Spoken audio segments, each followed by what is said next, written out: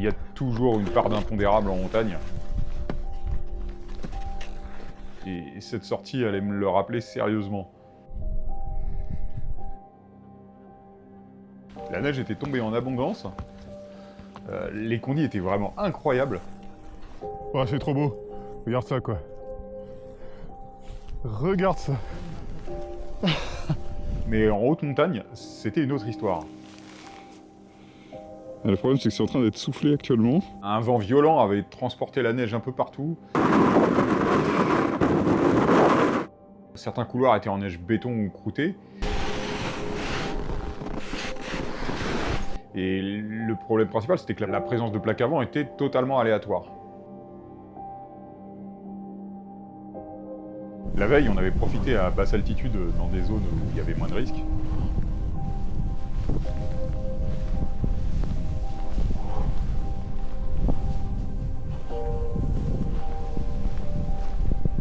Du coup, en partant ce matin, on craignait deux choses. Le risque d'avalanche forcément, mais aussi le mauvais temps qui devait arriver en fin d'après-midi.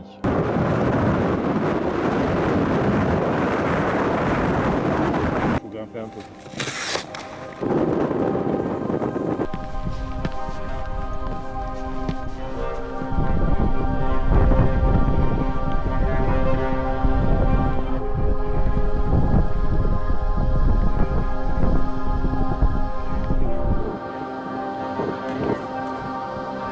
C'est stylé, hein.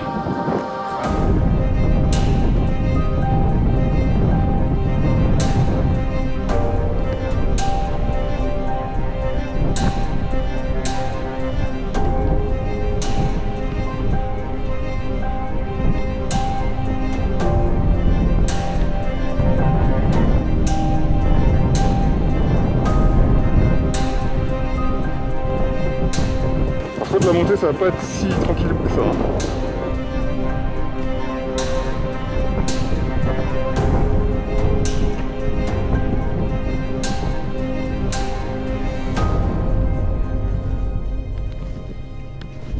Là, ça craint un peu de traverser quand même là. On n'aurait pas intérêt à faire la petite pointe et descendre sur l'arête, quoi. Ouais. Sur le replat là, on va voir là ce que ça dit.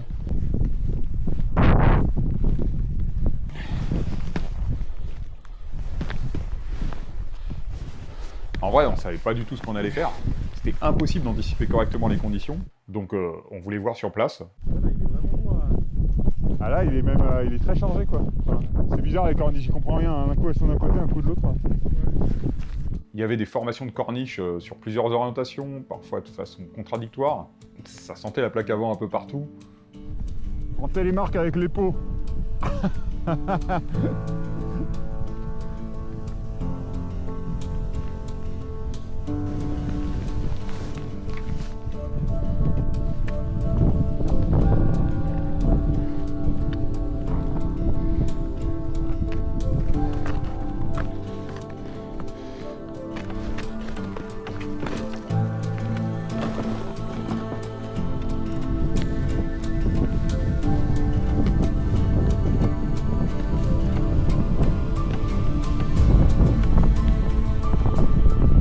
Parce que lui, là c'est vraiment du grand ski, quoi.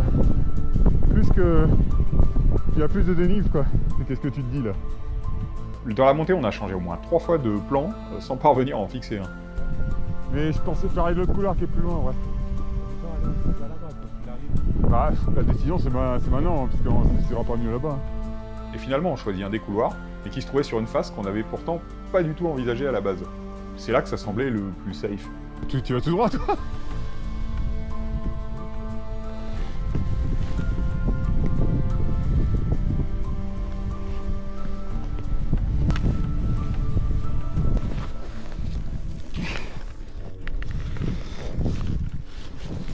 Je la voyais plus simple, cette crête, hein, c'est pour ça.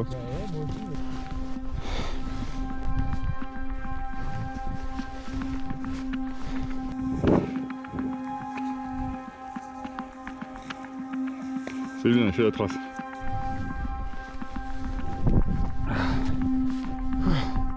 Ah, c'est beau. J'adore. C'est beau, hein. Ah, c'est classe. Hein.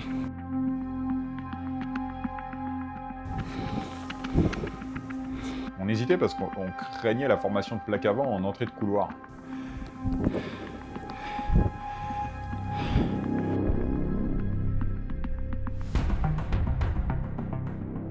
On avait bien pris une corde et des baudriers dans le sac.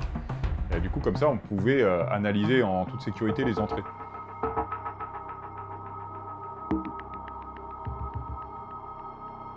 Mais le mauvais temps est arrivé beaucoup plus vite que prévu. Il était annoncé pour la fin de journée, et là, en fait, il nous est tombé dessus alors qu'il était à peine midi. Tu vois, là-bas, c'est déjà dans le brouillard, à mon avis, ouais, il faut pas trop traîner. Ouais, c'était pas prévu que ça se bâche comme ça. Le problème, c'est qu'on voulait pas s'engager dans la précipitation sans avoir le temps de tester correctement les plaques avant en entrée de couloir. Qu'est-ce qu'on fait? J'envoie un coup de drone pour qu'on voit? Non, on fait celui-là, là, celui qui est derrière, non, tant pis.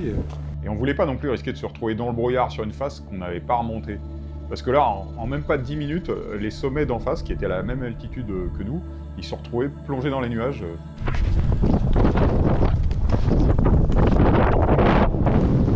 Des questions sur le permis? Comme toujours, dans ce genre de cas de figure, quand t'es déjà en train d'hésiter et que les conditions sont en plus en train de changer en temps réel, bah en fait on a pris la solution la plus safe. C'est-à-dire qu'on a décidé de descendre par l'autre versant, qui est beaucoup plus facile, et sur lequel les conditions d'avalanche étaient quand même beaucoup plus safe, quoi. En plus, on était protégé du vent de ce côté-là, donc c'était parfait. Donc voilà, on a changé encore une fois de plan pour faire pas du tout ce qui était prévu.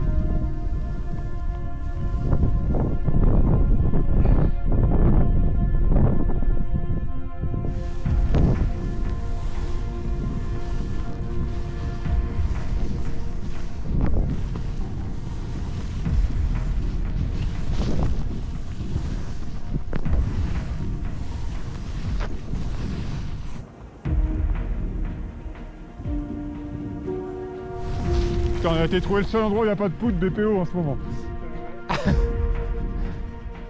Ça a de l'ampleur, c'est joli.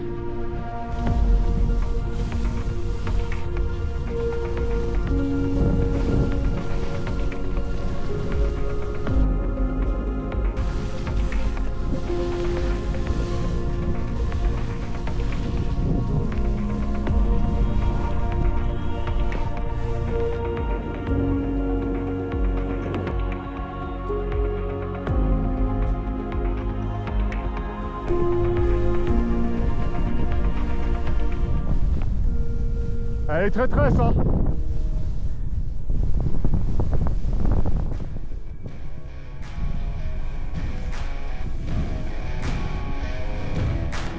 Ah regarde là.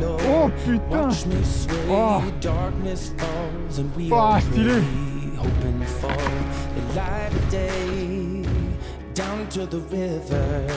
I have held the devil's hand, felt the weight of my own sin, burdened by the heart. Le lendemain, on décide de profiter encore de la poudre à plus basse altitude sur les faces nord qui sont protégées parce qu'elles se retrouvent à l'ombre.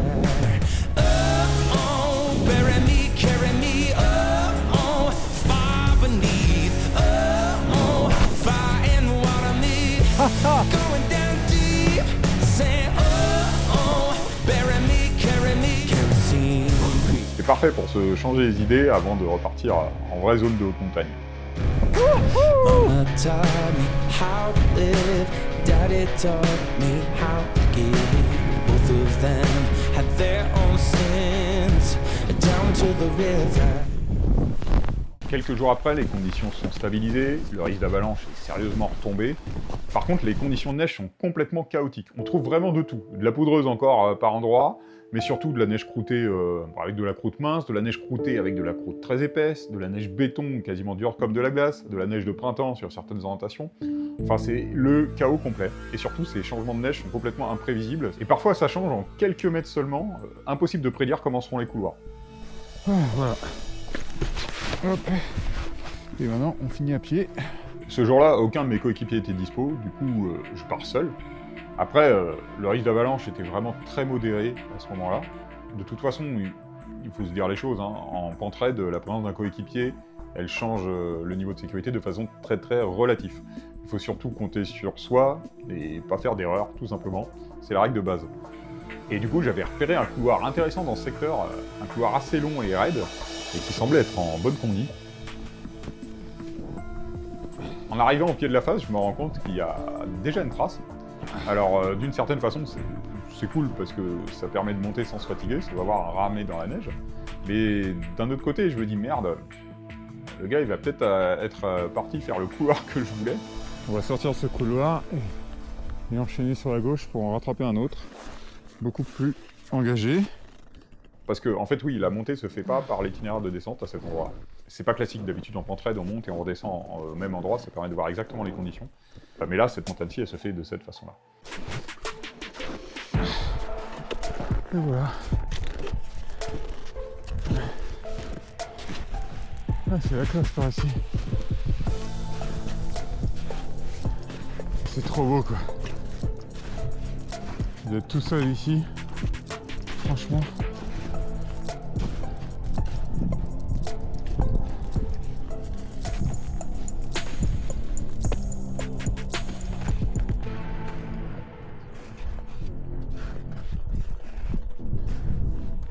C'est pas ça l'entrée.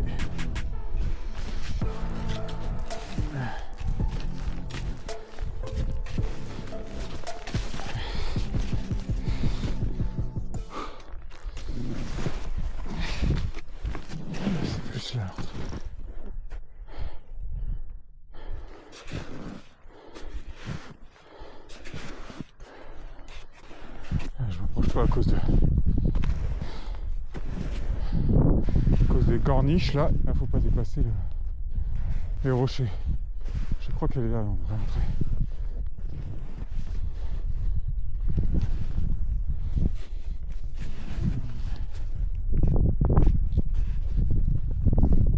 Voilà, c'est là.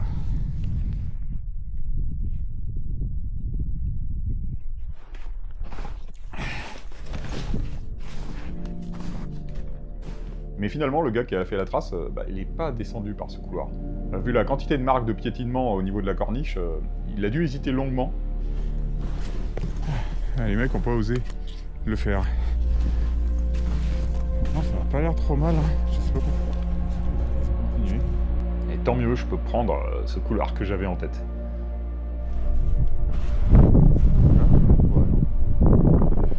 Allez, on va y aller. Le problème c'est l'entrée avec la corniche. Je pense qu'on va contourner par le haut là.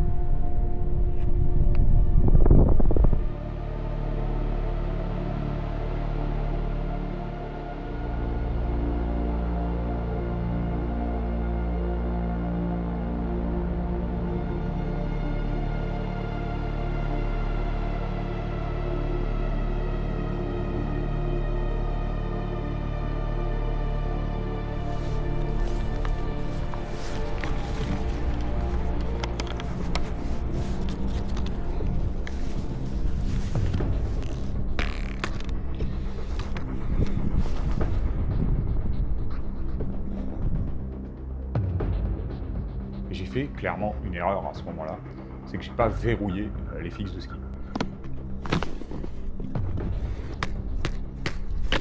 Alors je vais vous expliquer pour ceux qui ne sont pas habitués du matériel de ski de rando. Pour monter, on met la chaussure comme ça, et on est verrouillé que sur les deux pointes avant. Et du coup, on bloque complètement pour empêcher de déchausser. C'est-à-dire que là, en rabattant cette petite languette, ça verrouille tout, c'est impossible de sortir la chaussure, même en faisant des efforts, quelle que soit la direction. Le principe, c'est qu'en montée, normalement, je dis bien normalement, t'es pas censé déchausser. Enfin, t'es pas censé tomber et devoir déchausser. Il faut que la chaussure soit parfaitement verrouillée parce qu'elle fait des mouvements un peu de pivot, notamment sur les conversions. Voilà, ça bloque complètement la chaussure. Ensuite, quand on descend, on met la chaussure en position ski, c'est-à-dire que, hop, on l'enclique sur l'arrière, et là on a la chaussure qui est fixée devant et derrière. Et normalement, on rabat pas ce petit levier, parce que du coup, ça permet d'avoir une sécurité, d'avoir sa chaussure qui peut déchausser comme sur une fixation de ski de piste. Mais il est toujours possible de rabattre quand même cette petite languette pour empêcher complètement le déchaussage, c'est-à-dire on la met en position montée.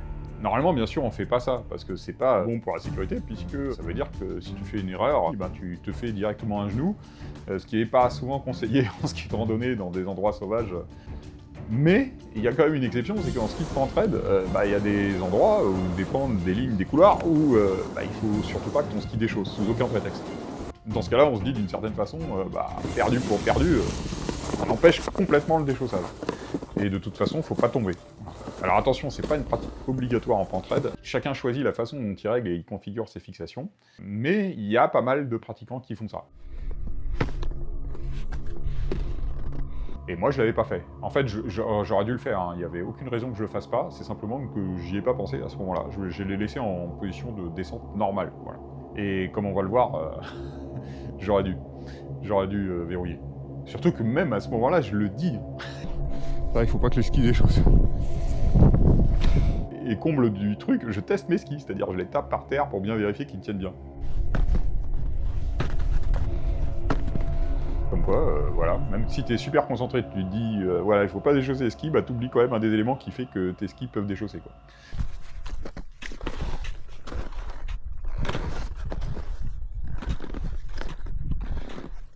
Le départ était vraiment très très délicat.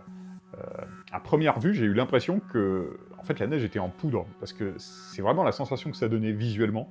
Quand tu regardes, elle avait cette texture parfaitement blanche, immaculée et lisse, et notamment cette sorte de crête là qui part de la corniche et qui tombe quasiment à la verticale. Moi, j'avais l'impression que il suffisait d'y mettre les skis et que ça allait s'enfoncer.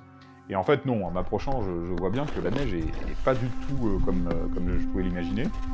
Elle est dure, elle est en béton. Alors, elle a une bonne accroche, mais elle est quand même extrêmement dure. Il faut visualiser cette forme-là, avec cette sorte d'épaulement, sachant que dessus, la neige est dure, et en fait, tu peux t'accrocher que sur les cartes, quoi. Tu peux pas descendre en dérapage. Tu es obligé de rentrer avec une petite cinétique, c'est-à-dire de se laisser aller sur une courbe de niveau, et ensuite d'enchaîner un premier virage qui permet de ralentir.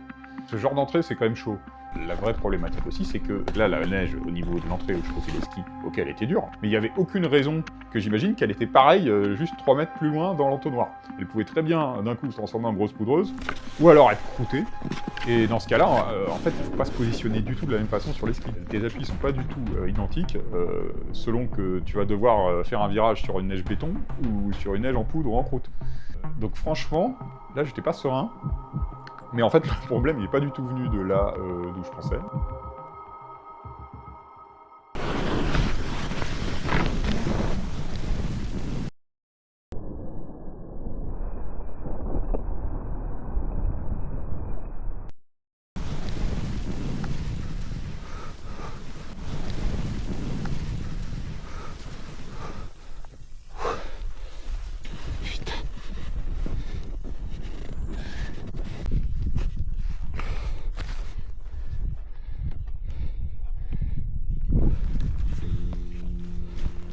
Sur le moment, j'ai pas du tout compris pourquoi mon ski avait déchaussé, parce que j'ai pas fait d'erreur.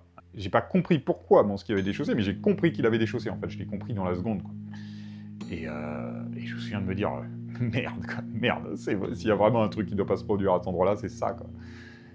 En fait, ce que je pense, c'est que la neige était vraiment pas homogène, là. Contrairement à ce qu'on a l'impression. On a l'impression qu'elle est pareille partout, elle est magnifique, toute blanche, toute lisse, mais en fait, elle était très différente d'un mètre à l'autre. Et sur le départ, elle était très dure. En fait, ça devait être une croûte très épaisse et très dure. Et j'ai le ski amont qui a dû passer un moment sous la croûte et se bloquer. Alors que le ski aval est resté dessus. Et c'est une supposition, je suis même pas sûr à 100% que ce soit ce qui s'est passé, quoi. Et du coup, mon ski décroche.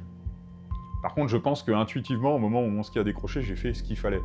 C'est-à-dire que je me suis tout de suite plaqué contre la paroi.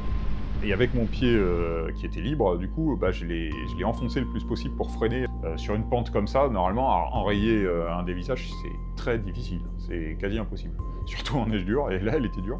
Et en fait, 10 mètres plus bas, il y avait une plaque de neige plus molle, qu'on voyait pas, hein, à l'œil nu, et sur laquelle, en fait, je me suis arrêté. Tout simplement. En fait, c'était un endroit où la croûte devait être plus mince, et puis mon pied est rentré dedans, et j'ai réussi à enrayer la chute, à m'arrêter. Heureusement qu'il y avait la liche, hein.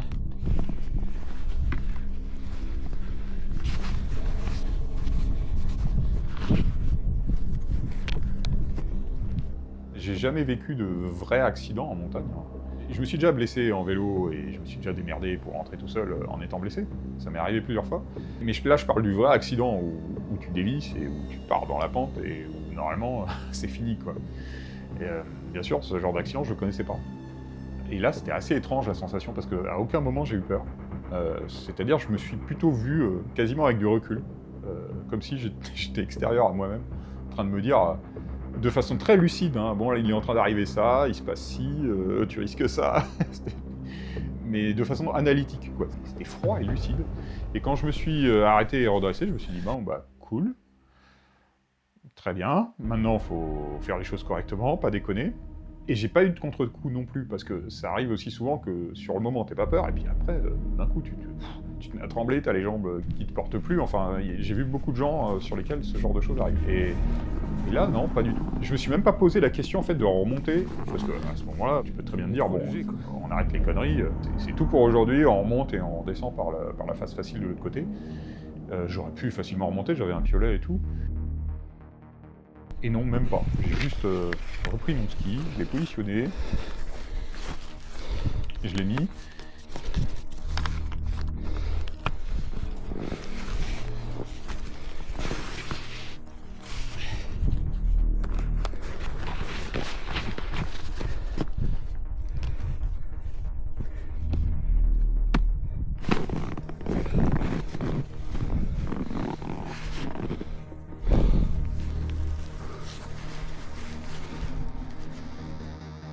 Et cette fois-ci, par contre, j'ai verrouillé la fixation avant. Bon. Je vais les mettre pour pas déchausser. Voilà.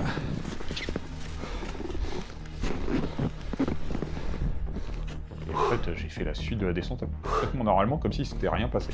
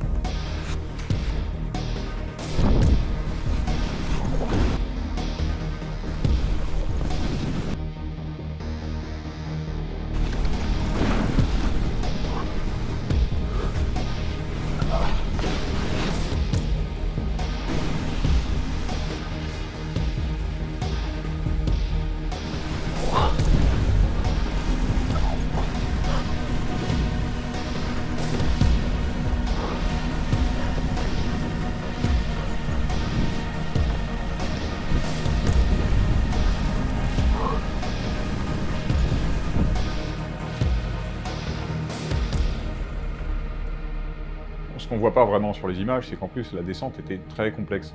La neige était vraiment technique à skier parce qu'elle changeait tous les 2 mètres. À la fois elle changeait côté gauche et côté droit du couloir, c'est-à-dire côté gauche elle était plutôt très dure, et côté droit elle était croûtée, et puis plus bas ça s'inversait. Donc dans le fond c'était pas une descente vraiment plaisante. Hein.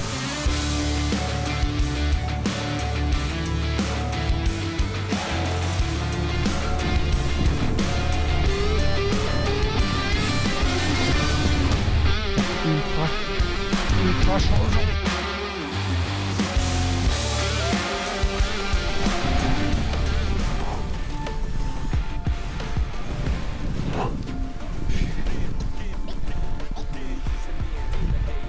Ah, elle est relou la neige, hein. Elle est dangereuse.